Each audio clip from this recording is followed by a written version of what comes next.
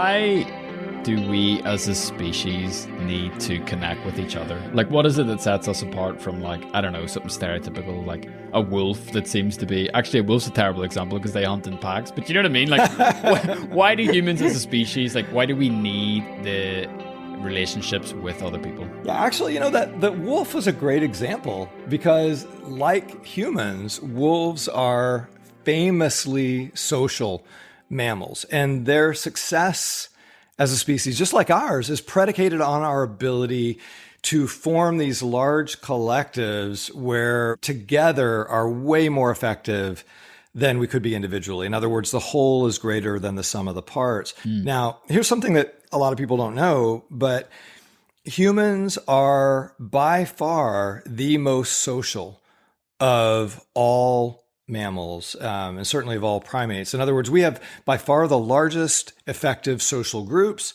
Our ancestors, famously hunter-gatherers for millennia, lived in these tight-knit clans of 50 to 150 people.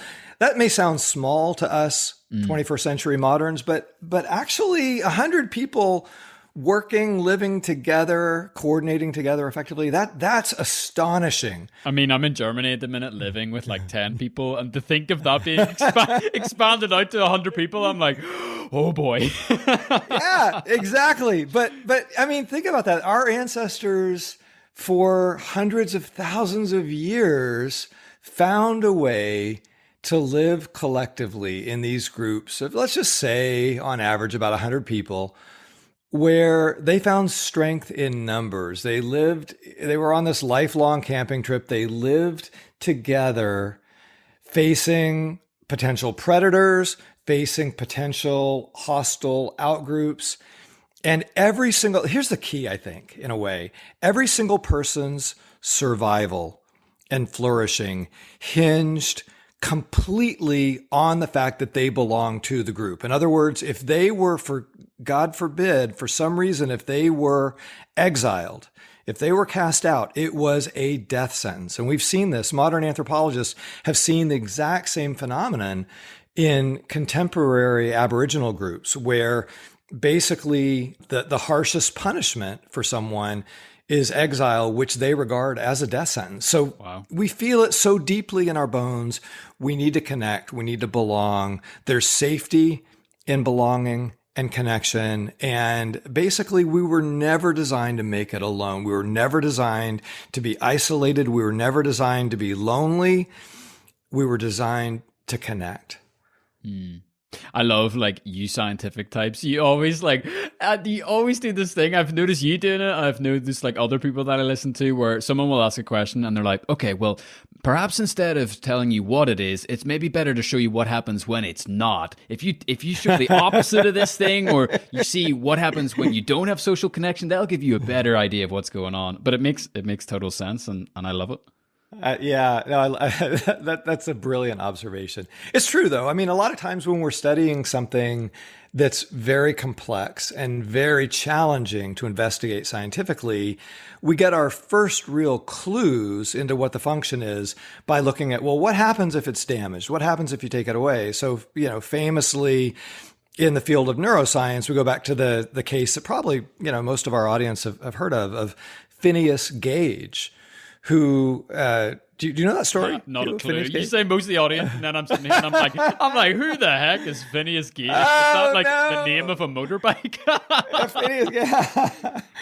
Phineas Gage was working on the railroad back in 1843, if memory serves. He in upstate New York, and he was pounding an explosive charge. Something happened to his brain. Maybe I do know a little bit about this. There's like a part missing, effectively, or turned off, or something. Yeah, basically, okay. he was. What could possibly go wrong? He's tamping down a charge of dynamite into some rock because he's going to blow up some the side of a little cliff to make way for some railroad track. And he didn't realize that the rock was made out of flint, and that the steel of his tamping rod, as it hit the flint, hit a spark, blew up the charge. The rod, which is about 3 feet long and about, a couple inches in diameter, basically flew up through his brain, through the frontal part of his brain. And poor Phineas. And, everybody thought surely as he fell over backwards with this gaping hole in his head that he would be dead. But no, he sat back up after a couple minutes. Oh my goodness. It sounds like a Monty Python skit, right? I'm not dead yet. Or like a zombie movie. Like that's the point where I'm working on the railroad and I'm like, I'm out of there. I'm like, right, see you later, Phineas. I know what happens next.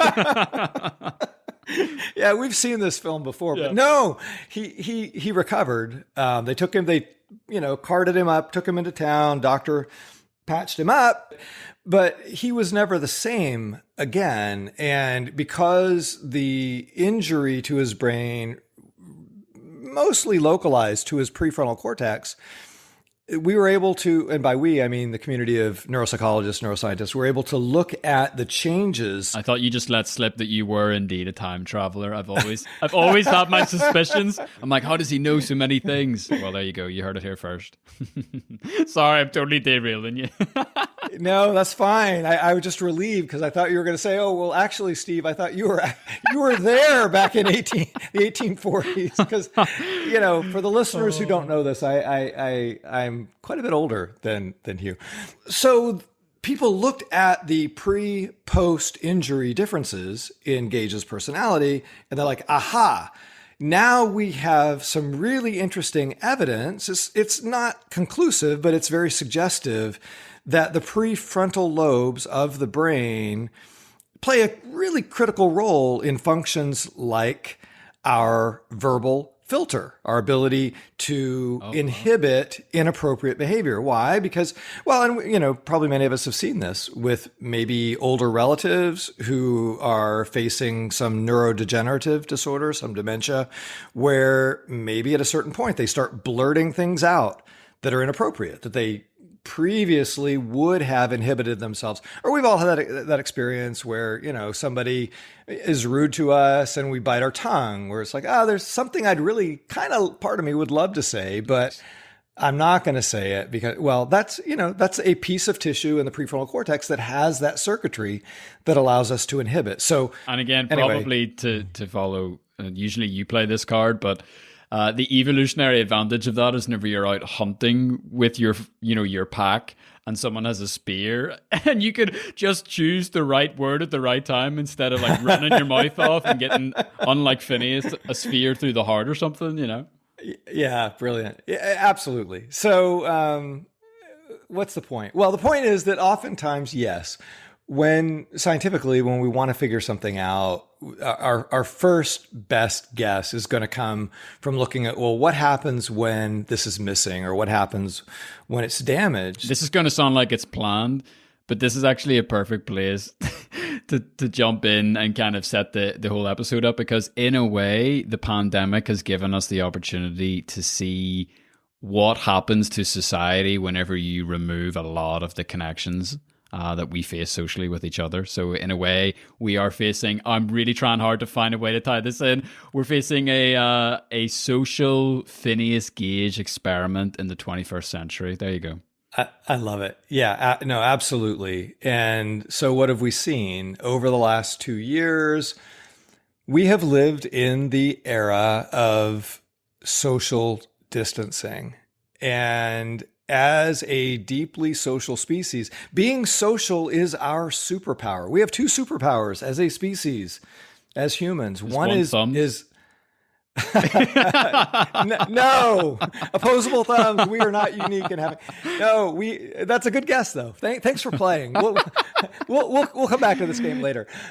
No, one is our ability to have these really large, effective social groups, and the other is our freakishly outsized prefrontal cortex. We fill the cognitive niche. That's our superpower. We're slower. We're weaker. We're more frail than just about any other critter out on the African savanna where we evolved. But we had the cognitive niche. Now you might think that, well, maybe these two superpowers are related, and you would be right. It is absolutely the case that the most cognitively and computationally demanding thing we ever do is interact with other humans. There's extraordinary cognitive load that's involved. Now, we find this super stimulating. We enjoy it most of the time. It's also the reason why I'm so tired every night. Well, it turns out that when we started living as humans in larger and larger groups, it put extraordinary selection pressure on our genome to build bigger, more agile, more supercharged brains. We had to be a brainy critter to be a social critter, an effectively social critter. So there's a really cool story there that we could unpack someday. Awesome. Look, I mean, I'm a fan of a little bit of clickbait to start the episode. So I think we should jump in and do the intro, say hello to the people listening. So yeah, look, welcome to Mental Health. This is the podcast where we discuss the latest tools, the cutting edge research, and some of the ancient practices that you can implement in your life to take back control of your emotional well-being. My name's Hugh James. I'm a podcaster and a writer from Northern Ireland that's been on a journey towards healing from addiction and depression over the last 15 years. And I'm Steve Alardi, and I'm a clinical psychologist, I'm a researcher, I'm a writer, and most importantly, I'm a fellow traveler. And Hugh and I, we're absolutely convinced that mental health is the single most important foundation for living our best possible life. So it's our mission with every episode to help you feel more empowered, more encouraged on your own journey.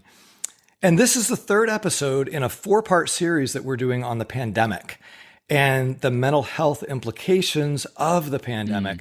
Today is all about social connection and belonging, why it's important, how it's been eroded during the pandemic, and how we can reclaim the connections that we need in the pandemic and beyond. Nice one. Yeah, but before we get into it, Hugh, let's get your take on this. So first of all, from your perspective, we've talked about connection and belonging. What's the difference? How do we tell them apart? Yeah, I mean, for me, I've been on like a bit of a journey, I would say, the last 3 years. And I don't know how much of this is like specific to my own life versus moving from my early 20s into my late 20s and having a baby and all that sort of stuff. But for me, I've really moved and had to get really specific about the different types of connections in my life.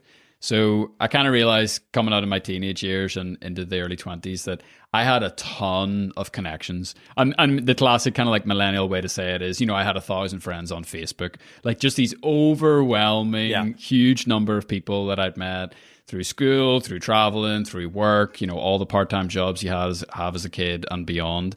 And those are kind of like the wider aspects of your community that range from, like I said, people you went to school with to maybe someone in your local coffee shop, like the barista you always talk to, the person you always see in the sauna, in my case. And it's very, very different to the deep connections in life. And I did find that, and we'll maybe get into this a little bit later on, my priorities and the way I was investing my time was totally top heavy. Like it was totally the wrong way around. I was investing so much into the shallow connections and kind of neglecting like my deeper inner circle. Like the people that when the SH1T hits the fan, I don't know if we're swearing on the show yet. I'm not sure. I don't think we've made a decision, but we'll skirt the issue for now. When the fecal material impacts the oscillating rotary device. You know what? That should be the replacement, I think, from this point on going forward. I'm going to have to write that down and pin it above my screen so I can actually flip and remember it. But, whenever it goes down, whether it's for better or for worse, something amazing happens or something terrible happens, like for me, the deep connections it's the inner circle. It's the people that show up with lasagna. It's the people that show up and will be there for you no matter what is going on.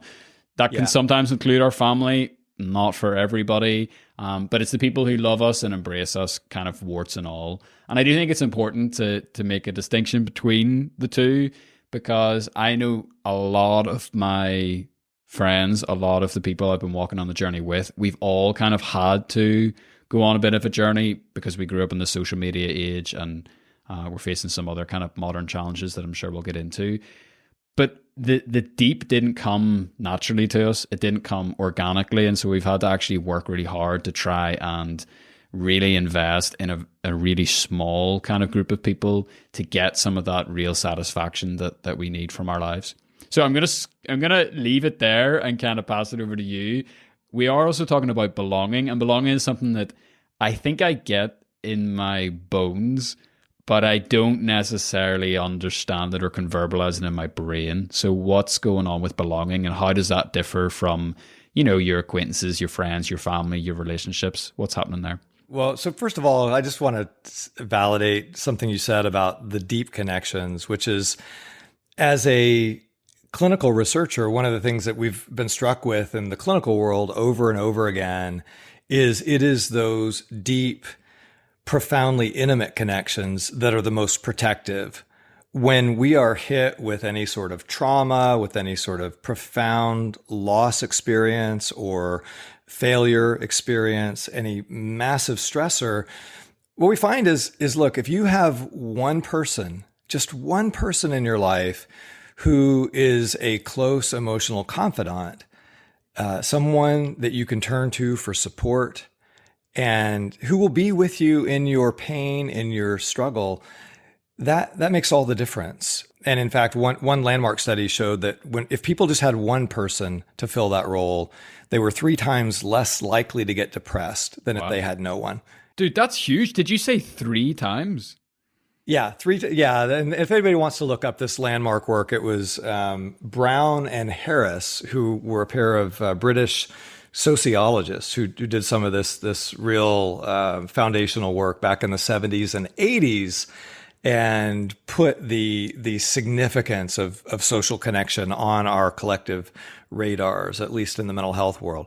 I just want to underscore real quick, like 3 times. Like, if there was a drug on the market that was able to deliver that, I don't know, we would be like, oh my goodness, we finally reached utopia. Do you know what I mean? Like, that is, and that's why I love talking to you, because it's those little surprising things like that. We've talked before off mic about exercise, which I know we'll do a deep dive episode on a little bit down the line. But there are so many things beyond the pharmaceutical kind of industry that we can do very often, that humans have been doing for just about since humans have been about, that help us stay healthy. So yes, belonging. Let's go. Belonging is this other thing that I think, often gets kind of short shrift, but it's ironic to me because the word tribalism is kind of having a moment culturally over the past, I say a moment, it's been having a decade or so, where especially political observers have increasingly been using this lens of the fact that people tend to be rather tribal in their political identity, in their social identity. What do they mean by that? Just that we're very groupish by nature. We already talked about the fact that our ancestors were hardwired. They were designed to have their allegiance to their group. It could be a matter literally of life and death, whether or not they got that part right, whether they figured out exactly who their group was, both their clan of, like we said, 50 to 150 people, and then their broader tribe, which might be allied clans that might expand out to a tribe of a couple thousand. And then who's everybody else? The rest of their social world filled with often rather hostile outgroups. And so tribalism, tribishness, sadly, I say sadly in many respects, is part of our evolutionary backstory, part of our legacy. It's woven into the fabric of our genomes, for better and for worse. And I think there's a big upside, which is the fact that we love that sense of belonging. It gives us a sense of who we are, of what we're about, gives us a deep sense of comfort, and, actually reduces our sense of vulnerability, our sense of stress, gives us often our sense of purpose and meaning, because we crave belonging to something bigger than ourselves. We all crave that. With the absolute risk of dragging this conversation through the gutter and also revealing ignorant Irish parts of myself, for some reason when you were talking there, I kind of had like the classic American high school that's depicted in movies where it's like the jocks are all wearing their like jock gear and sitting at like in the, what do you guys call it, the cafeteria? And then there's like there's the guys that do band, and then there's like the emos, and then there's like, you know, so it's interesting. Like, first question, like, does that actually happen in America, or is that just like Hollywood lies? Are you saying it does not happen in Northern Ireland? Well, I mean, so on the fundamental level as well, like, we wear school uniforms, so it doesn't look as obvious because everyone looks exactly the same. Whereas in these movies that we're like, you know, High School Musical watching, like if you're a kid in the 90s, you're like, whoa, like, do they get to wear whatever they want in school? Like, what's that all about? Yeah. No, and notice the extraordinary wisdom of your schooling, of putting everyone in the same uniform. What does that signal? We're all part of the same larger tribe. We're all in this together. We're all in this together.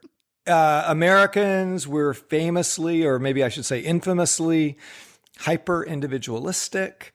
So, you know, there's an interesting paradox there, right? Because in high school, we are largely obsessed with conformity, but not conformity to the entire larger group, but rather to our little tribe, our little clan within the group. So, you know, if you're going to be a jock, well, all the jocks dress this way, they look this way, they sit at this table. If you're going to be a stoner, well, we do things a little differently, and here's the stoner look.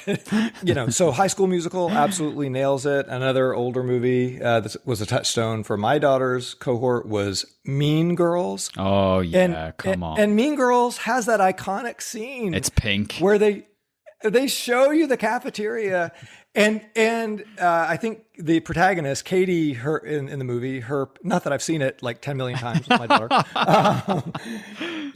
her parents were anthropologists. Oh, and wow. so it's a great scene where she's looking over the cafeteria through this anthropological lens. And there's like the African commentary because she came from Africa, and everyone's animals. Yeah. Wow, what a great tie-in! Come on. Yeah. So, we crave a sense of belonging to a social group. We are groupish animals. We are tribal animals, for better and for worse. The upside, I mean, this is way too pithy, but the upside is that we can be far more effective in many different domains when we're pulling together as a team. And yet the downside is that our groupishness can lead us to basically have hostile, suspicious relationships with those who we regard as beyond the pale, those who are in the out group, those who, you know, are not part of us. They're in that other group over there. And once we identify someone as out group, not with us, they're, you know, well, if they're not with us, maybe they're against us. And so many of the problems of modernity, at least our social problems, I think can be tied back to our ancestral tribal identity. And the solution, of course, your schoolmaster has already figured it out. It's to expand the contours of our in-group. It's, you know, ideally to make all of humanity our in-group. But that's a topic for another time. Yeah, that's interesting. And just a little bit of information I think you'll find interesting. So I would say on the whole, our year group in school, actually, we're quite united in terms of like good relationships with each other. And obviously there's the usual high school stuff of, you know, people falling out and people being bullied and everything like that. But I think on the whole, like, we did have a sense of camaraderie. On the other side, we were forced to put all of our expressiveness into very, very small but significant objects. So, for example, the way people were really able to show what group they belonged to were the little badges that they would pin on their blazer, because yes, we practically wore suit and tie to school, and their school bags. And I mean, like, the school bag that you would pick pretty much like determined your identity whenever you're like 14. Do you know what I mean? Like, it was such a big deal. Like, and it was such a big rigmarole, like trying to choose which one and everything like that. That aside, these human needs to connect, these human needs to become and belong to something bigger than ourselves. In some ways, you used the term modernity earlier, and there's obviously a lot we can say on that. You know, the last I don't know how we can even put a time frame on it. We'll just say the last century. I feel, in my unscientific opinion, that all of these needs in some ways have been experiencing like a full frontal assault. Like I look around me and I see communities just being pulled apart at the thread, and I see people seemingly being lonelier than ever and more isolated than ever. Do you think that's the case? And if so, why? Yeah, it's absolutely the case. And how do we know? Well, there have been some really good longitudinal sociological studies of social behavior, social habits, social connection, belonging. And sociologist Robert Putnam famously wrote a book about this. And I mean, amazingly, it's 20 years old now, called, have you ever heard of this title, Bowling Alone? Never. Bowling.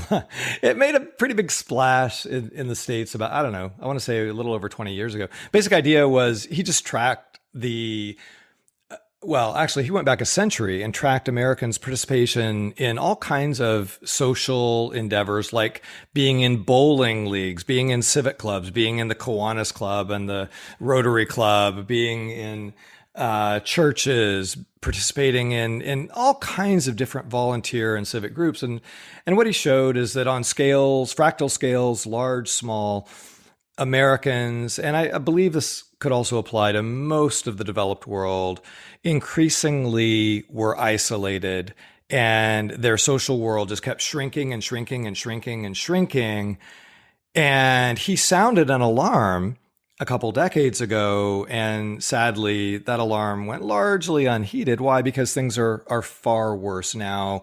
We have some recent research that suggests that at least 25% of all Americans are completely alone. Wow. When it comes to that criterion I mentioned earlier, which is, hey, do you have anybody that you can turn to when the chips are down? Do you have anyone who will be there for meaningful support, encouragement? And 1 in 4 Americans at least have no one. And another 1 in 4, it's been estimated, have no one outside their immediate family. Wow. So, basically, to a first approximation, only about half of Americans have a really close friend. And it's not only sad, but from a mental health standpoint, it's completely tragic. And then, of course, over the last 2 years, we've had the pandemic, which we'll get into. Yeah, and the pandemic comes along and just kind of pours fuel on the fire, or gasoline on the flame. Maybe you would interpret that as, I don't know what the American version of that is, but you have I grew up as a child of divorce. I know a lot of my peers are from the generation where you're talking like, I don't know, is it 50%? Is it 60%? Just like staggeringly high numbers of families coming apart. The idea of the village, I've seen in Ireland, even just like historically, just like slowly get eroded, where this idea of, it's probably more than 100 people, but you're in a small community where you go to school there, your dentist is there, your doctor's there, your family lives there, everyone lives next door. If you're a person of faith, your church is there. Your community's all of a sudden like very, very geographically close to you. And then all of a sudden, within like a couple of generations, that is completely a different story, where people are living all over the country, living all over the world, and they don't know their neighbors. If they do go to church, they'll maybe drive like an hour because they love like the music somewhere else, or they hate the preaching at another place. We've become so curated in our communities that I think it's moved us away from that geographic ties that I do think kind of have had a big impact. And we've noticed that, having a baby, it's so great to have people close to us. And I can't imagine what it would be like, the classic African proverb, it takes a village to raise a child. But yeah, it also just takes a village to like take care of your mental health and like enjoy some really good quality time with people as well. And I think we've just slowly seen that being eroded. I'm reading a book at the minute by Gabor Mate. It's called Hold On to Your Kids. And he shared something really interesting where he talked about the breakdown of intergenerational relationships, where like kind of quote unquote back in the day, like, the 15-year-old would be surrounded by uncles and aunties and grandparents and great grandparents, and they would have closer relationships with their teachers. And whereas now it's like we're very peer orientated, whether you're 15 or whether you're 55. Like, there's not a lot of intergenerational mixing as well. And Gabor's doing a great job so far. I'm about halfway through of kind of showing some of the damaging effects that can have on our own well-being and on our family units as well. So yeah, I mean, that obviously is just scratching the surface, but the pandemic has just come along and exaggerated that. If you look at even the workplace, people are moving jobs more than they ever have as well. So that kind of sense of long-term community's gone. Never mind working remotely. I was just going to say, remote work, which it's going to be hard to fully put that genie back in the bottle. I can say as a professor who really, I was teaching remotely from the time my university shut down in-person instruction at the onset of the pandemic, March 2020, all the way until August of 21. I got back in the classroom. I mean, it was just extraordinary. Hugh, when I got back in the classroom in August, I had second-year college students that told me this was their first experience of being with their peers in a classroom, being with their professors, being able to interact with their professors face to face. And it was so beautiful when I started holding office hours this past fall out, and I would do, I wanted to do it in a responsible way with the pandemic. We know the virus doesn't propagate very well outside. And so I felt really safe meeting with my kids outside and no mask. We sat on these lovely benches in this little grove just outside my psychology building. And it was just extraordinary. You talked about the intergenerational thing, and so many of these students just loved the experience of, and I don't want to say it's because of me, but I'll just say the context, being able to meet with somebody who's been around the block a few times, with their professor who goes back to, not quite back to the Pleistocene era, but yet can somehow aptly reference Mean Girls. Boom. Boom. Yeah, exactly. I'm like a triple threat there, but it really struck me that they had been so deprived. Some of them, by the way, these are second-year college students. They lost the end of their senior year, their last year of high school as well. They didn't get to have a normal graduation ceremony. And that like almost initiation or rite of passage that you lose with that, I think has been a real kind of fallout of the pandemic as well. Like a clear designation, like, okay, now you have finished this season of your life and you're embarking in the next chapter. I think it's so important. Absolutely. So if we pan out and take maybe just a little bit of a bigger conceptual look at what's happened, I think to a first approximation, what's happened in the last few decades in American life, and I would say life throughout the developed world, is our technology and our social evolution has made it increasingly convenient for people to limit themselves, to basically have their own little clan in their household. And for many, that's a household of one person, just themselves, but their own little tiny, tiny pocket of intimacy. And they can do everything from there. So, I mean, this is a trivial example, but I think it's telling. When my wife and I moved to our little lovely college town of Lawrence, Kansas, it's very underrated, by the way. But this lovely little college town of, I say little, it's 100,000 people roughly. We moved here 25 years ago. And if we wanted to if we wanted to see a movie, we either went to the cinema, which was a fairly regular occurrence, and we would usually see people that we knew waiting in line in the lobby, going in, going out, or we would go down to the local video rental store. And that was a ritual for us, usually on a Friday night. We'd come home armed with about 5 movies for the week, because somehow they let us rent them for a week. And I swear we would typically run into at least 5 to 10 people that we knew. And it was just a fun kind of Friday night thing. And I mean, early on a Friday night. And because we were parents and weren't going out as much. And it was just fun to, like, oh, what have you seen lately? What are you taking home?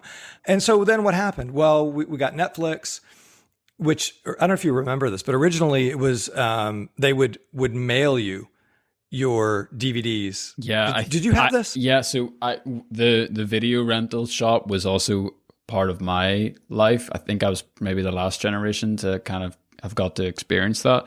Then Amazon were doing this thing back in the day. I think it was called Love Film, where they would ship it to you. You would get the little, it was at that point CDs, DVDs coming through your door. And then I remember the jump to Netflix. So yeah. I'm loving this example, by the way. I think it's great. Well, thank you. Yeah, Netflix started in the States as the our American version of what Amazon was doing, I guess, more internationally, where it was all just, you go on the website and tell them what movies you want to see, and then they would just ship it to you in the mail. And then, of course, they made the pivot to streaming. And now what happens? We lost this whole really ritual. Let's call it a ritual. Yeah, okay. That's where I was going to go with that. It sounds like it's over dignifying it to talk about, your video rental ritual, but it's just in a microcosm, I think, a depiction of what's happened at a much broader scale. Yeah. Which is increasingly people withdraw to the sanctuary of the four walls of their home, and our technology has enabled them basically to never leave, or at least if they do leave, to carry their phone with them, so that if they're standing in line somewhere, whereas 20 years ago, they would often take that as an opportunity to interact with people around them, have their head up, be looking for people they might know. Now they're buried in their phone. And, somebody might object, come back and say, well, wait a minute, aren't we connecting with other people via texting, social media, and so forth? And the answer is, yeah, kind of, but it's a very narrow band type of connection. Our brains are designed for the broadband experience of face-to-face interaction, which gets all of our senses involved. And we take in so much information from the nonverbal aspects of communication, tone of voice and body language and facial expression. And if somebody gives you a hug or touches you on the arm, and none of that comes through with texting. None of that comes, or very little of it comes through with any sort of social media. And so we have this deeply impoverished experience of the social world now. And it's a problem. I think I heard someone recently say it's a little bit like food, where social media is a little bit like, I don't know, let's say eating a bag of non-branded generic potato chips. Nicely finessed. It hits the spot, and you're like, oh, this is really great. I'm enjoying this. Like, it's tasty. You want more and more of it. You maybe have a whole bag. But then at the end, does it really satisfy you? No. Does it do anything good for your brain? No. And I think it's the same. There's a Hebrew proverb, I think, that's trying to jump out of my brain right now. What is it? It's like, oh, yeah. A bowl of vegetables with someone you love is better than a steak with somebody you hate. And I think there's like a little element of that with the online world as well, where it's like, it's better just sitting on the American back porch, shooting the breeze with your friend for 3 hours than it is to probably have, 20 different WhatsApp conversations going on at once. And in my own life, like, I've kind of referred to that as the deep versus the wide. And it came after just a really kind of scary calculation that I did of how much time I was spending on social media and on screens in general. And I think if I remember right, this was when I was 21, I think I was spending something like between 25 and 30 hours a week on social media. And this was at a time in my life when I was very quote unquote busy and very quote unquote productive, to the point where I was like, oh, I feel like I don't have time to see my granny anymore. I don't have time to, carve out that weekly phone call or that weekly hangout with, the guy who was the best man at my wedding. And so I personally took the drastic step of coming off social media completely. And that's not necessarily what I'm here to advocate for today. But, those extra 30 hours a week, I intentionally went out of my way to reinvest in increasing my social connections, and more specifically going deeper with the relationships I already had in my life. And one of the things that, I know you've talked before about how you loved getting back into the lecture theater and like doing your thing again in person. Like, my version of that is getting back to in-person podcast interviews. But like on a personal level, like something that happened only recently was I was able to go and sit at my granny's house beside the fire again. And I just was sitting there and I was like quite emotional, and I didn't expect to be emotional, because I was like, wow, like this is the type of thing that I've really, really missed during the pandemic, Oh yeah. Yeah. No, that's beautiful. Absolutely. And that, so when we think about what the pandemic has cost us, and we can measure that in a whole bunch of different ways, and I think they're all appropriate, right? I mean, we can think about global fatalities. We can think about disability. We can think about disruption in so many different spheres. We can think about the economic toll, which some economists are estimating in the dozens of trillions with a T dollars. But the social cost has been staggering, and it's directly related to the mental health toll, because, of course, the pre-existing epidemic of mental illness before the pandemic has only been exacerbated, has only been made dramatically worse. And so part of our challenge, I think, as we ride out what hopefully, Lord willing, will be the tail end of the pandemic. I mean, that may sound a little bit obscene to even suggest while we're in the middle of the Omicron wave, but I'm an optimist, and I people that are deeply embedded in the field of virology, epidemiology, many of them are optimistic that, well, the one thing they all agree on is that every pandemic ends. This pandemic will end. Yeah. This pandemic will end, and I'm a fan of it ending sooner rather than later. But as we think about moving through and then beyond the pandemic, one of the reasons why we had this episode today is we want to put on your radar, you, the listener, the idea that we need to reclaim and our most meaningful connections if we've let them go in any way. And then we need to, even just as Hugh was talking about, think about really truly intentionally, how can I increase the time that I spend with the people that matter? Because to a first approximation, we're going to get as close to other people as the time that we spend with them. Wow. And that sounds very reductionistic and very simplistic, but there's a lot of research to support it. It's not a perfect correlation, but how about this? If you're not spending time with people that matter, you probably are doing something wrong. Yeah. If your goal is to get closer to them. Yeah. Look, there's a Mumford and Sons line that we always talked about, like a few years ago when we were kind of going through this, me and my buddies. But they just have this absolute zinger where it's like, where you invest your love, you invest your life. It's just this, for us, it's just this idea that, like, we all say on paper that the things we care about most and prioritize are people and our friends and our family. But I think if we did a back of the napkin calculation, kind of like, I was shocked to see what mine was a few years ago. Yeah, I think sometimes our reality doesn't necessarily match up with our intention.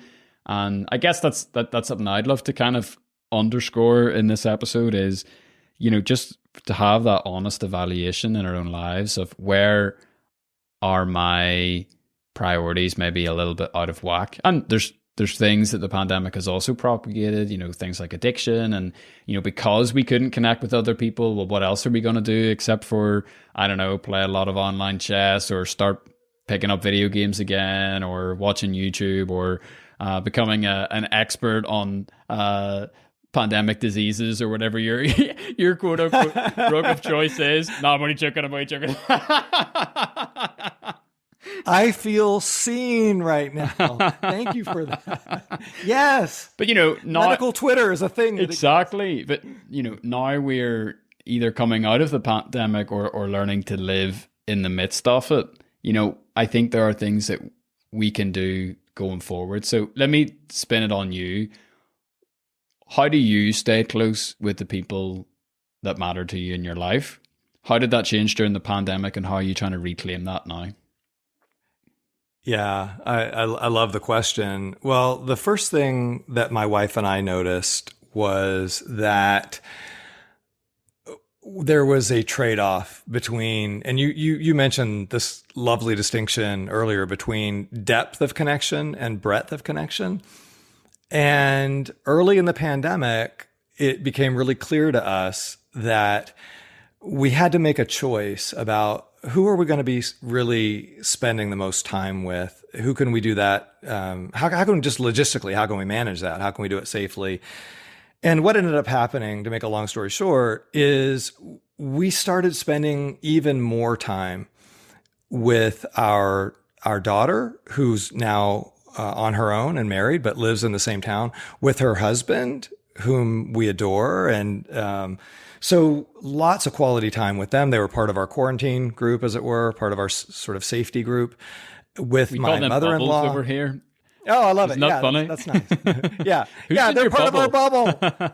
I love it. Yeah, well, we were in the bubble together, and I want to tell you. I mean, I can imagine myself on my deathbed, hopefully decades from now, reflecting back and just cherishing this pandemic time, which sounds, again, kind of perverse, but cherishing it for the fact that we got to spend so much incredible time in a way that we never would have with our daughter, with our son-in-law, with my mother-in-law, with some of our friends that, I mean, we have so many just cherished moments of hanging out early in the pandemic with them. Nobody was vaccinated because there was no vaccine. So we were just hanging out on our back deck underneath a heater in the winter, kind of shivering a little bit, but it didn't matter because we had that warm. I need to go inside, but I really, really want to finish this conversation.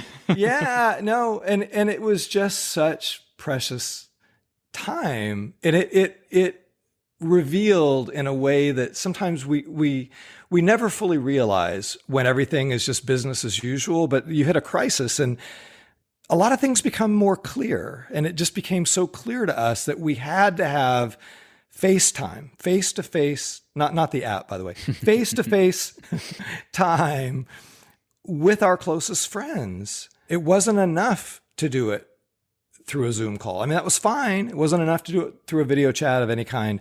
It's fine. It helps. It's better than nothing, certainly for friends and relatives that are at a very far remove. But it just crystallized for us the importance of that face-to-face time.